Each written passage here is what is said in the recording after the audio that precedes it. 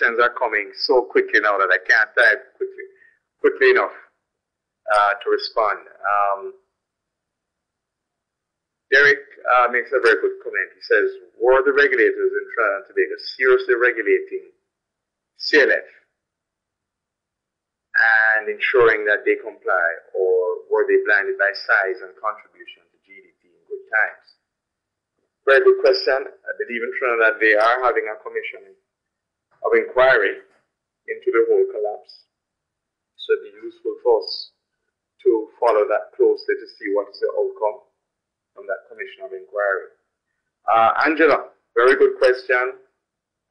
Where were the auditors in this case? And you know, that would be both I suppose, Angela, that would be both the internal auditors and the external auditors. You could also ask, well, where was the management? Because too often we blame the auditors. Or where was the management? Don't we expect management to bear the brunt of the responsibility here? And it has to be. The board and the management have to bear the brunt of the responsibility, the senior management, because really the buck stops with them. But that is not to say that the auditors must get off lightly. You really do have to ask this question. And you really have to see very important aspects of developing an effective corporate culture that will ensure that objectives are met in an effective and efficient way.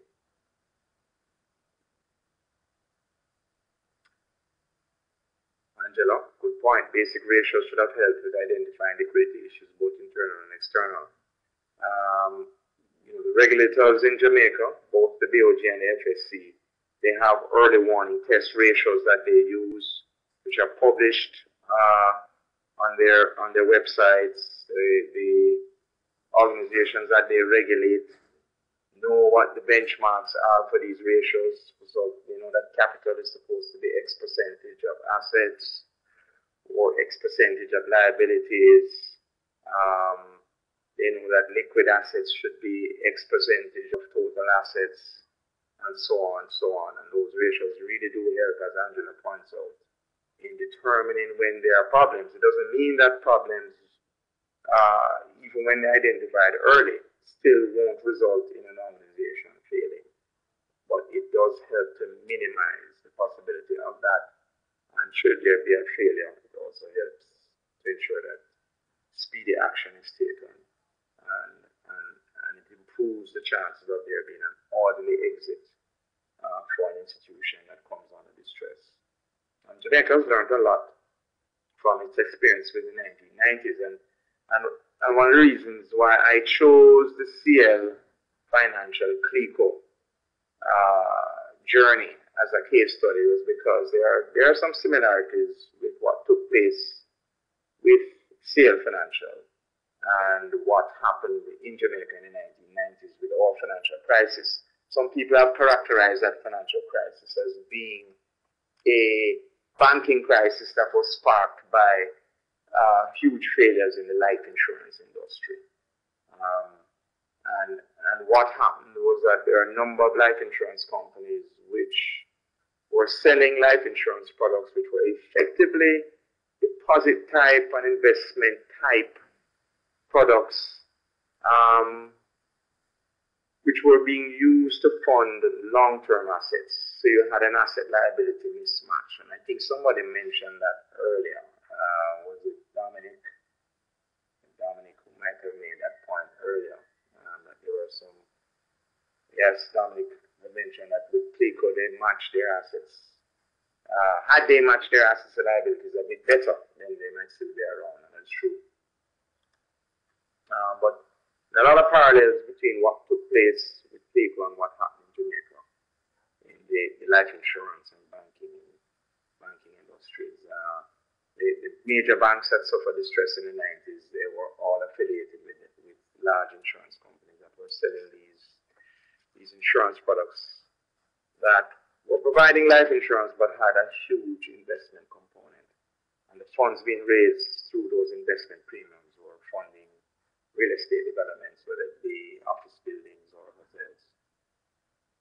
That caused caused problems when the real estate market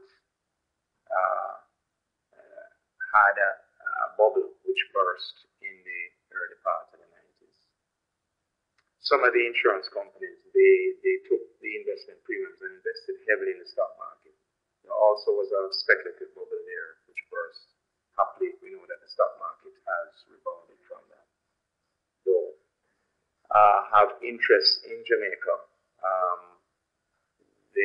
They purchased through one of their subsidiaries, Angostura Holdings. They purchased controlling interest in LaSalle's. And they also had an interest in a large securities dealer.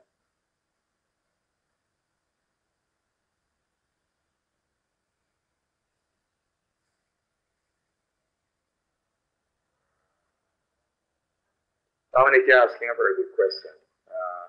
Did the requisite expertise exist in the group? And sometimes the issue is not whether the expertise exists. Sometimes it is that companies find that they've made bad decisions.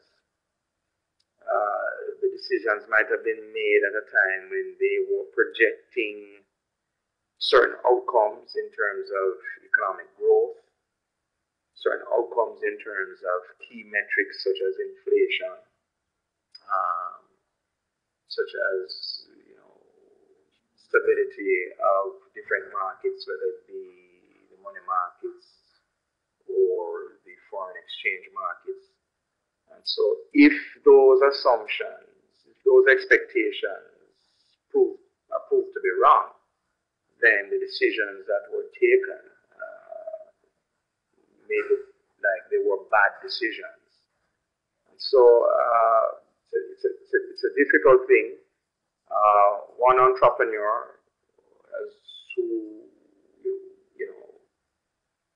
was a key business leader for a financial conglomerate in the 90s wrote a book in which he said you have to make a distinction between bad decisions and good decisions which go bad. And I do believe that you have both.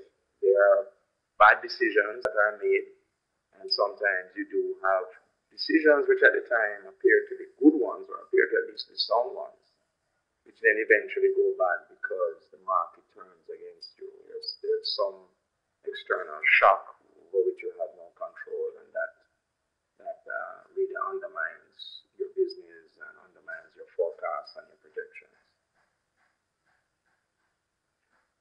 Derek makes a good point. The company could be looked at as one that expanded outside its core business. Management expertise was in insurance. Was there a partner in the other businesses which had the expertise? We would need to drill down into the company. And that's a good point. We need to be close examination as to whether, in fact, the company might not have been better served if it had not stuck to its area of core competence, which appeared to be insurance. That is not to say that an investor, which can be any individual or a company, might not consider purchasing interest in industries other than the one in which it has a core competence. Warren Buffett, who is a financial guru, has a portfolio of stocks which include insurance, general insurance, railway, communications, food and confectionery. And he's done well with that. What has enabled him to do well is the research that he does. And so if you do research into a business and you examine the business fundamentals, and if you can retain management that has the expertise, then you can acquire interest in industries outside of the one in which you have your expertise, but it obviously is dependent upon you doing very detailed research.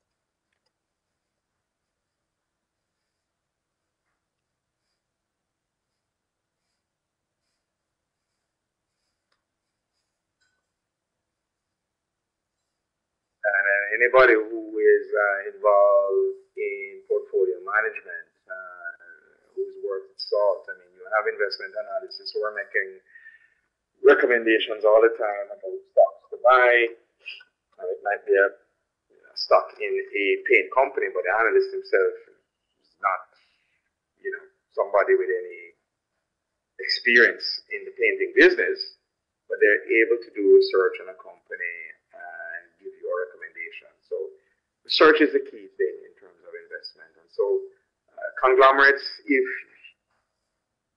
as they seek to expand by acquiring businesses and maybe businesses outside of the core business of the conglomerate, they need to do so in a very prudent manner, and that must be based on research. Some people said they didn't hear the answer. I hope they managed to hear that last comment.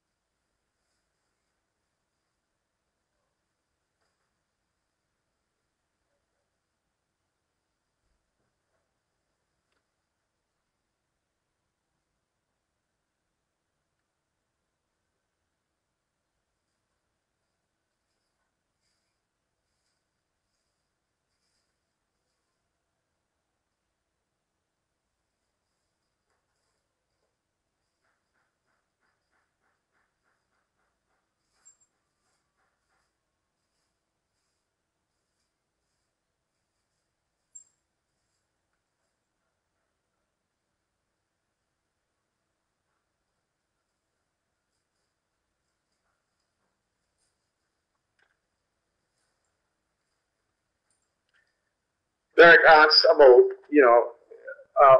was there some sort of political pressure? And then, of course, when the bust phase of the economic cycle comes around, the organizations that overextended themselves, they get hurt. Difficult to say. My research was primarily done by reading the IMF paper, and I commend that to you, because one of the things in the IMF paper points out is that Sale Financial Group avoided entering the insurance industry in Jamaica because Jamaica had upgraded its insurance regulations after the 1990s crisis. And so that's an important observation there. It's clear to me that, Jamaica learned a painful lesson from the crisis in the 1990s. And regulators will tell you that a crisis is a terrible thing to waste. It's after a crisis that you are able to push through with laws and regulatory requirements which strengthen the financial sector. And that certainly happened in Jamaica. There was strengthening of the laws in terms of banking regulation